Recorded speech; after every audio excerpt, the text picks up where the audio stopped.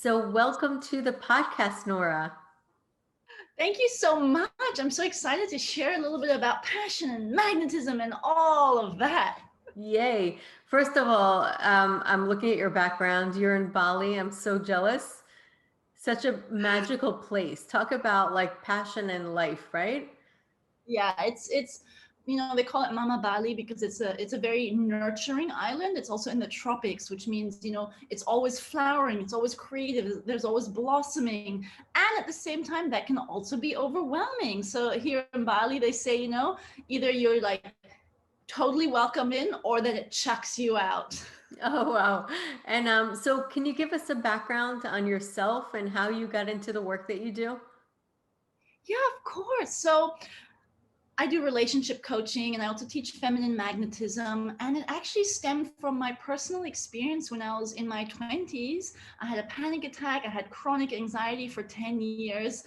So I didn't feel confident. I lacked self worth. I lacked purpose. I didn't feel sexy. I was just like this like shell of who I wanted to be. And I know when I was younger that I was really exuberant and joyful and expressive. And then when I had my panic attack, it all disappeared because I lost trust. I lost trust in myself and in my body that I was going to be okay. And in the greater, if you want to call it, universe. And why did it happen to me was my biggest question. So this kind of 10 years of chronic anxiety really led me into personal development. On top of that, I became codependent in all of my relationships with men because I was like, I can't be alone. If I'm alone, I'm going to have anxiety and another panic attack. And so I had really unhealthy relationships. After one of my last longer term relationships, I was just like, seriously, this cannot be how to have a healthy relationship. And then I dove into Tantra, I dove into authentic relating, conscious communication, nonviolent communication, understanding emotional needs. How do you express yourself? And really about sensuality, so reconnection to myself. And now I'm here teaching all of this to women.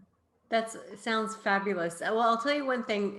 The thoughts that came to my mind as you were talking is about how when we are, first of all, there's this wealth of energy that we can always tap into, whether it's sexual or like personal or conscious. There's this wealth of energy that's always available to us. And sometimes we are so out of tune with it for whatever reason in our life, and then we look for it in all the wrong places that are kind of like dead ends and they don't really get us what we want. So how did you find how to align yourself? I think for me, the biggest was different practices for connecting back to self. Now, for every person that may look different. And for me, it was really tuning into myself. So that could have looked like sitting with myself in the morning. Some people call it meditation. I just call it connecting to self. Hmm. It definitely included movement because I was a very shy and I turned awkward after all of this anxiety. And so it was like, okay, how do I connect to myself? Who is this Nora?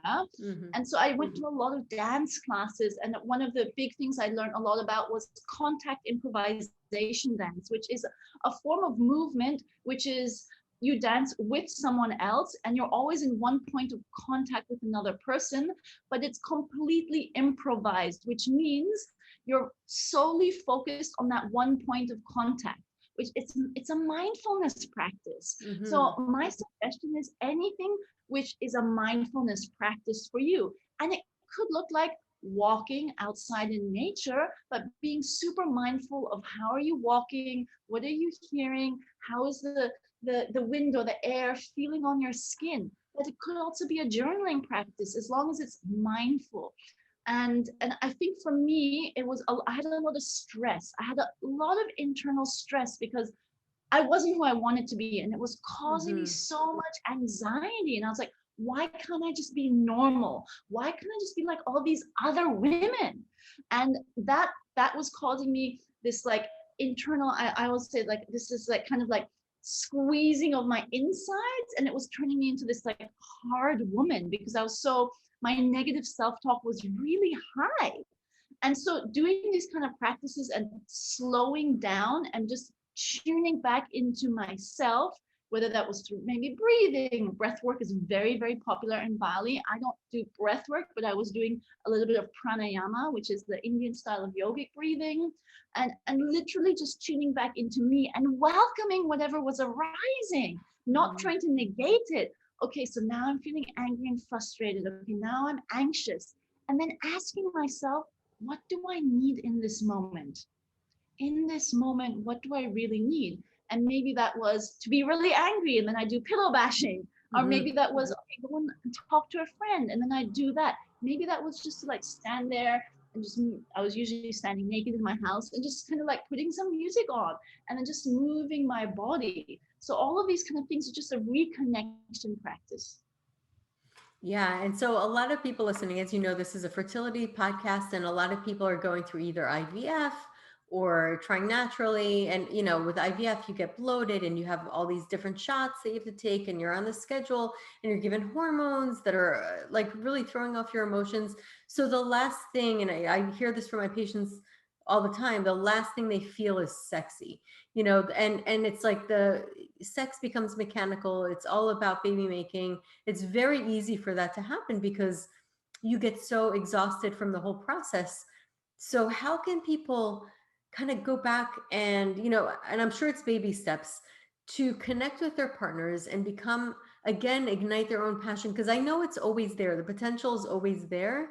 How do we go back to that? Such a great question. And it really relates what you mentioned back to what I also mentioned back to stress, because it's like, I really want this to happen, right? It's like my biggest desire in life is now to become pregnant. And it's like such pressure that you then feel. And pressure is not sexy. Whoever thinks pressure is sexy, I don't know anyone who thinks pressure is sexy.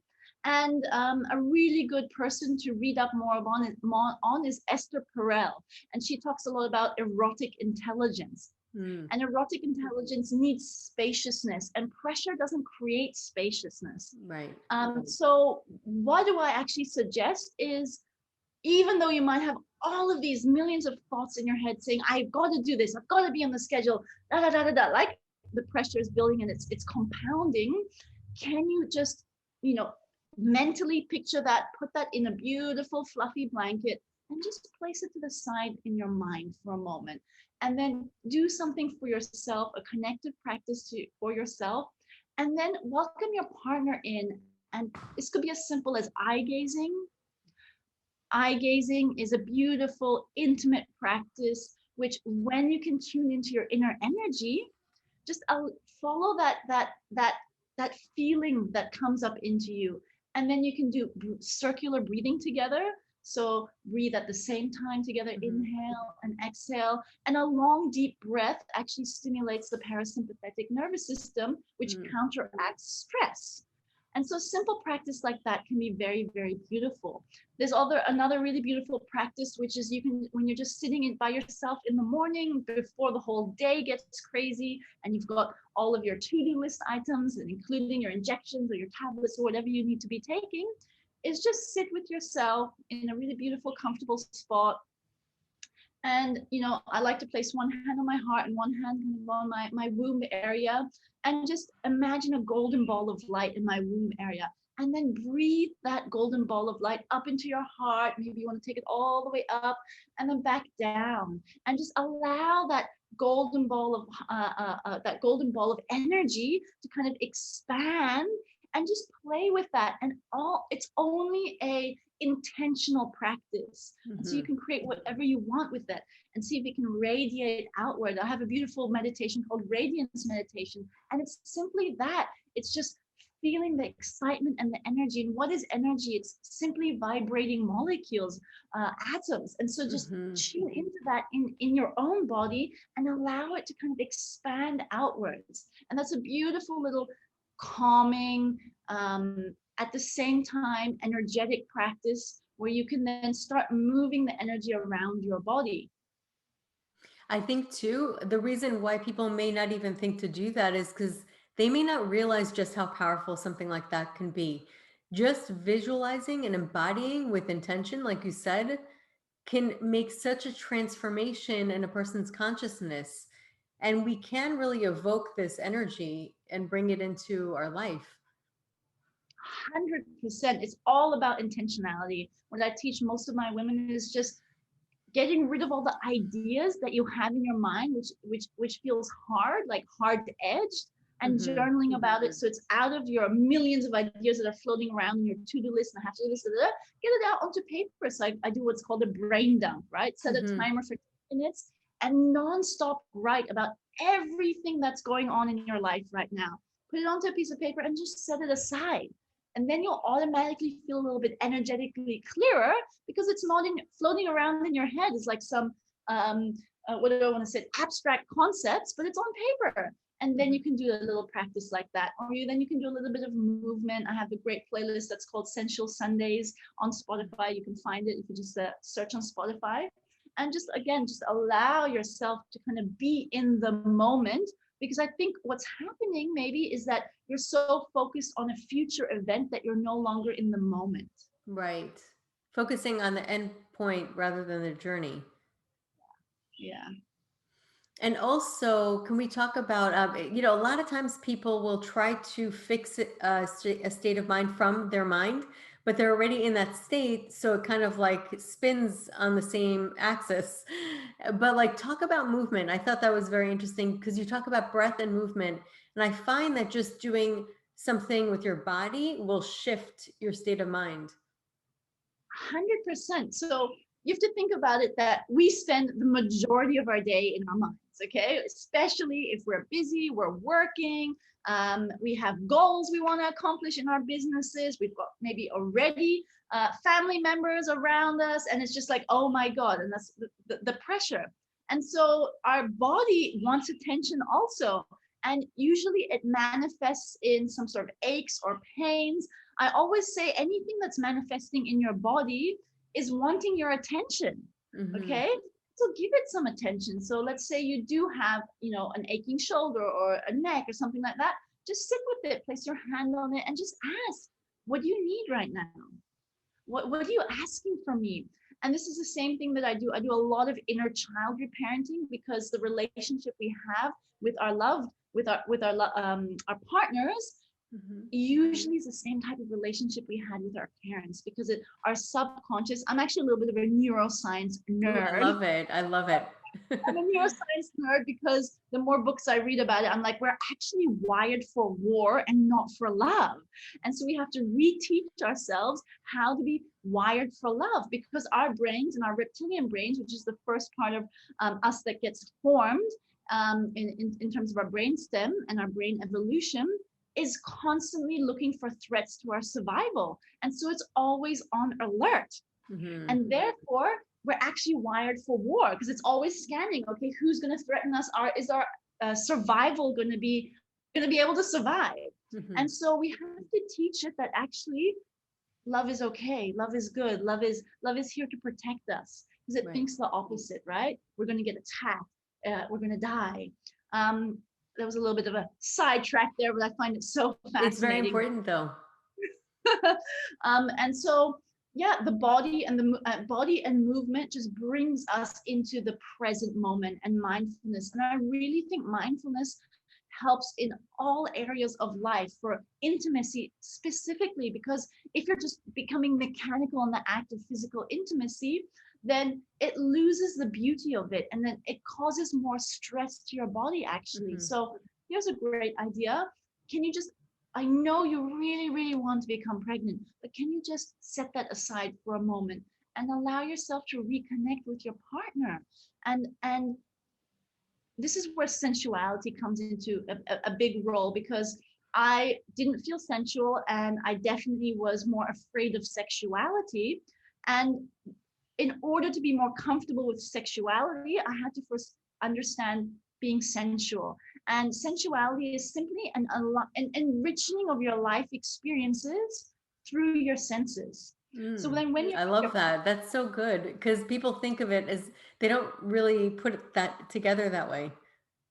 exactly, it's just an enriching of your life experience, because even right now when you're listening to this or watching this podcast, just think, okay, what are your feet feeling? Are they in shoes? Are they in socks? Are they are they on the ground? Can you feel the air on your skin right now where you have an exposed skin? What's the furthest sound you can hear? What's the closest sound you can hear? And so taking all of this into the bedroom or into your intimate area then, and and slowing it down. So like allowing your partner to touch you really softly and breathing while you do this. So you are stimulating your parasympathetic nervous system to allow yourself to calm down. And so you can play with your senses in the intimate setting to really allow more pleasure to come up.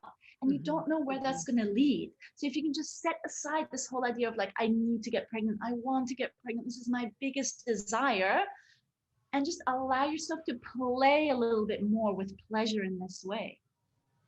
Right. And sometimes I think that we think we will only be able to get joy once we get something achieved, but that's completely a belief that we set for ourselves. And joy can happen at any time, even while trying something that we haven't yet achieved.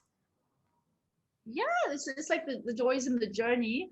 And I'm totally guilty of this. I'm like, no, I want to get there and I want to get there now. Yeah, we all have that. Yeah. Okay, wait, how much more fun is it going to be if, like, right here, right now, I'm actually exuberantly joyful and happy and enjoying this moment for what it is.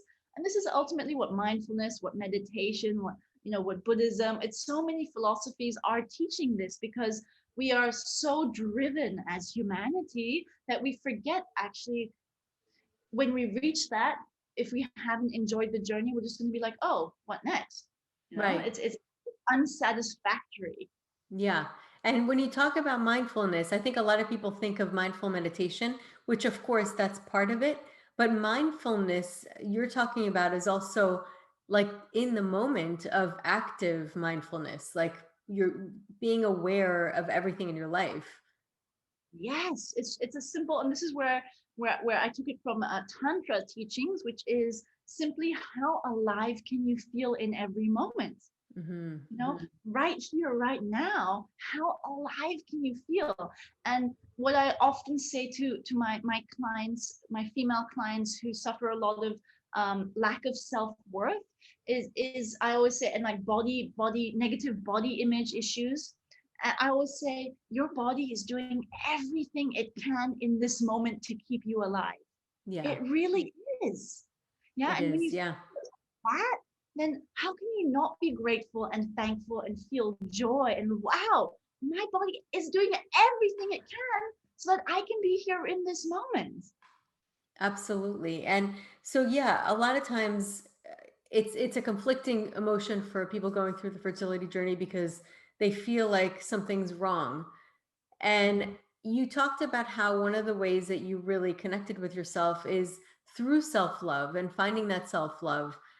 And how did you do that? And how did you actually like find that back? Because I know that sometimes it's easier said than done, but how do you really translate that? Okay, self-love is such a big term online nowadays, right? In the Yes. last 2, everyone's like self-love, this and this and this. And then as I was like thinking about it, I'm like, I don't even know what self-love really is. Like, I understand it, but again, it's that disconnect between cognitive understanding and embodied feeling. And I'm Hmm. like, okay, what actually is self-love? And then when I was thinking about it, I was like, you know what? I prefer to call it self-appreciation. And I it's love so much that. digestible in that way, because if you think about the word appreciation, it means to increase. Okay, so what I Right. teach is, okay, what can you appreciate about yourself? And so start an appreciation practice, which is different from a gratitude practice, because I do self appreciation, which means what can you say that about yourself that you're really appreciating? So write like 3 to 10 things down every day. And this can be as simple as, I really appreciate that I got out of bed today. I really appreciate that I answered that call. Or that it can be bigger things like, I really appreciate how strong I am and how determined I am. Hmm. Okay? I love that. It can really vary, but gratitude usually tends to be outward and external, whereas self appreciation tends to be internal. And so when you start appreciating yourself daily, daily, daily, daily, you'll start to realize, oh, like I actually do love myself a little bit more. And for me, the negative self-talk was really the kind of like the contrast of like me trying to love myself and I'm like putting myself down, because that's what negative self-talk is. It's you putting yourself down because you're ultimately comparing yourself to some idea of what you should be out there, because social media, parental influence, societal influence. So it's like, okay, if you can kind of just take a step back and really appreciate how beautifully you are showing up in this moment, that will then start to foster this sense of internal, you know what, I'm actually doing really well. Right. This, I appreciate you. And I just, and I you hear this on the internet over and over again, and it's just so true. You would never talk to your best friend or your partner the way that how meanly you talk to yourself. And so if you can just catch yourself, and I started doing this in the mirror, a couple of years ago when I was really feeling very low about myself, and I just look at myself in the mirror and I just talk to myself as if I were my own best friend, or if my best friend were standing there, or my lover, and like showering words of appreciation, because ultimately we are doing amazing. It's true. We're not able to recognize that because we feel the pressure, or because we have false stories and identities around ourselves that we created. And a lot of it may be created through childhood, which is again why I'm such a big proponent of inner child reparenting, because the relationship you had to your parents caused you to internalize some sort of beliefs around yourself, which generally aren't true. And if you wanted to get into a little bit of inner child, I would love for you just to sit and connect to a younger version of yourself, and just ask, what do you need? What were you searching for that you didn't get? Let's say you're 7 years old or 3 years old, and just ask that and just validate that emotional, it's usually an emotional need. Validate that emotional need. And a simple validation often allows the claws of it in you to kind of ungrip slightly. Yes. It's amazing how validation is such a healing, it's such a healing tool, and as soon as a person feels heard, it really is, it's hearing yourself. As soon as a person feels heard, I see, even like with my patients, their shoulders just relax. They feel a weight lifted off their shoulders. Yeah, and it comes from our foundational, every single human on this planet, it comes from our foundational longing to be loved. Yeah. Each of us wants to be loved. And everything we do in life is because we want to be loved. So the car you drive, the job that you want to go, the partner that you choose, it's all because we want love. And so when you can recognize that in yourself, and understand your, I call it childhood trauma. No, it doesn't matter if you had the best childhood or not. There's some stories and emotional needs that you wanted that simply were not met, that you then internalize that. And I think you're so right in what you said. It's we all want to be seen, heard, and appreciated, and underneath that is because we want to be loved for who we are. Yeah, without a doubt. So now you talked about Tantra. I find it so fascinating, Tantra. And I know that some of the listeners may not even really know what it is. Like, people have heard about it. And I think that some people even might have a false impression of what it really is. So can you talk about Tantra, like what you've learned about it? Sure. So I'm not a Tantra expert by no means. So disclaimer right there. Okay. However, my dad is a yoga philosopher, so I've gone to his classes and studied with him. In what's Tantra known in the West is very much a sexual-based Tantra. And yes, sex is a part of it, but it's not all of it. Tantra was so it came from India, and it was a branch of philosophy that was very kind of cutthroat and was all about I don't want to, like, I'm like thinking of my dad right here, and I'm like, I'm trying not to mess this up, Dad. It's okay. It was very much just about like trying a different path in order to reach different states of being. Okay. And what I understand and what I've taken from my readings and discussions around with my dad, it's very much an energetic practice, okay? Which is what I was saying about how alive can you feel, right? That would be a very tantric philosophy because it brings you back to presence. It brings you back to the energetics of the universe. And so they did, tantrics did very, I want to say cutthroat, but it's not the right word. They did very, I don't know what word to use, but they do things like meditate on charnel grounds, on cremation grounds, okay? Mm-hmm. And it was all kind of practices to kind of cut their ego, to kind of cut their what they thought reality was, okay? Mm-hmm. So what happened in the West is, like, through Osho and all of this, it became a very sexual practice. And it is a part of it, but it's not all of it. So what I Mm-hmm. would love for you to kind of like be curious about is the energetics about it. It's like, okay, how alive can I feel in this moment?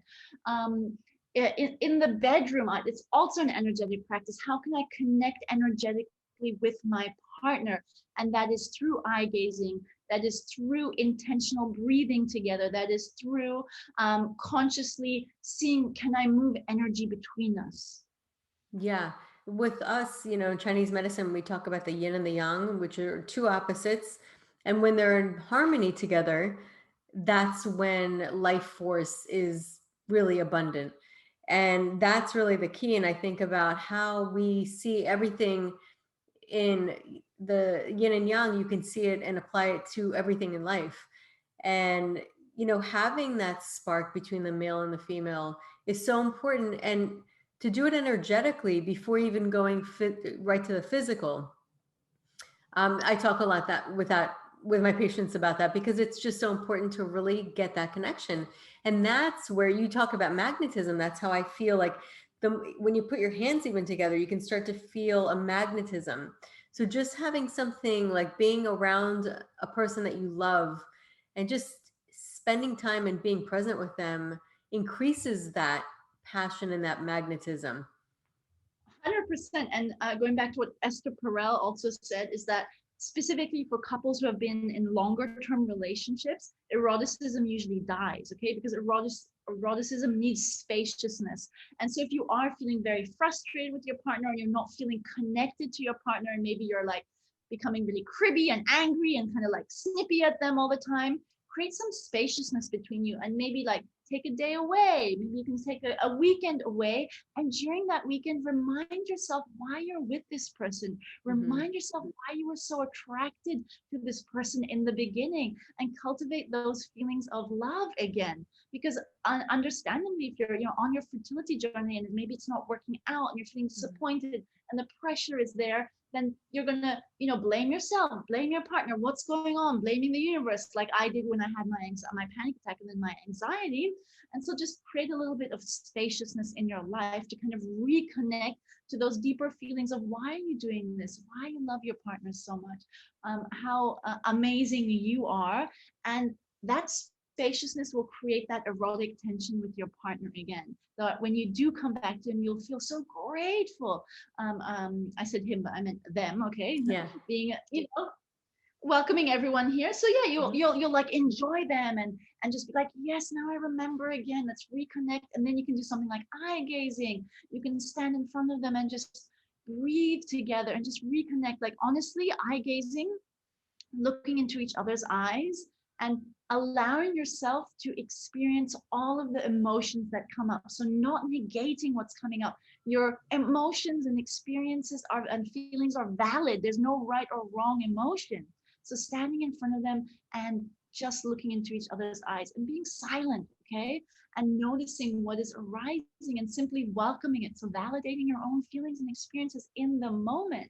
And then taking a breath together, and maybe another breath together, and then going maybe in for a hug, or just being like soft and gentle with each other. It's a beautiful reconnection exercise. Oh yeah, for sure. And there's something called entrainment, which it's a real thing that we start to entrain with the people that we're together, and yeah, through breath work and eye gazing and really connecting. So I think that's amazing. And I wanted to ask you about your book. I'd love to hear more about it. Yeah, so I wrote a book last year and during COVID, and I just sat down one day. I joined like a book writing retreat, and in 5 days I had my book, and it's Oh, that's called amazing. Confident, Sexy, and Wildly Free. And it's my personal journey of how I actually became this confident, sexually empowered, and free woman. And it's literally, I call it a playbook. Okay. It's like takes you through, it has 8 chapters, 8 different kind of areas you focus on in your life. And it's for women who like want to ditch the self-doubt. They stop wanting to be such a people pleaser and caring what other people think, because that means you're not actually true to who you are. And so it should be released. I'm actually waiting for my proof copies to arrive here in Bali so that I can be like, have the final go ahead. And then it'll be up on Amazon. It'll come with a whole meditations and EFT, which is emotional freedom technique, tapping videos. Like it's a holistic book where you're going to dive in, and you're going to be able to like go through each chapter and really understand more about yourself and where you might be feeling blocked or stuck.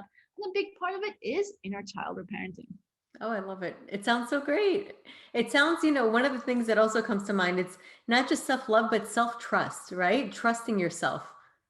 Yeah, and that was a big issue that I didn't even realize I had when I had my anxiety. It was only towards the end of like my journey around completing my anxiety. It was like I didn't trust myself. Mm-hmm. I didn't trust myself that I was going to be okay, or that the universe, the greater good was looking out for me, which also meant that I didn't trust anyone around me. I didn't trust men, right? It's if you don't have self-trust. And self-trust is really linked to confidence. So I was a really big confidence coach for women for a long time, because what is confidence? Confidence is the internal belief that you're going to be okay no matter what. Mm-hmm. If you have confidence, you're going to go for it in life. Right. Oh, how amazing. That sounds so profound. So for people who want to find you, how can they find you? Yeah, so I'm most active on Instagram. So it's my full name at Nora Wendel, and slide into my DMs, say hello. I send voice notes and video messages all the time, because it's simply like I love connecting. It's like what I teach, conscious communication and connection, right? That's great. Otherwise, you can have a browse of my website. I've got lots of blog posts on my blog all about sexuality and intimacy, how to squirt, like all things really fun and interesting. Yeah, those are the two main places you can reach out to me. And I'll be putting this on the episode notes for anybody who wants to go back and look. And this was such a great conversation. I think it's so needed. It's something that people really thirst for and yearn for, but they don't know how to get, or sometimes don't even realize like that's what's missing, that we can like rekindle the fire of our passion, of our life, and just ignite it. Yes, and that is what like this magnetism is. When you're like magnetic, you're just like you're showing up in your fullness without any fear of or constriction of who you think you can or cannot be, because you have that self-confidence, that self-trust, that self-appreciation to be who you are in this moment. And that doesn't mean you're going to make mistakes, but you've got that inner knowing that you'll be okay, and whatever happens, you'll be able to deal with it in yourself. And another thing, if you go onto my website, there's some freebies, and you can download the radiance meditation that I talked about, and that's a beautiful Awesome. connective meditation.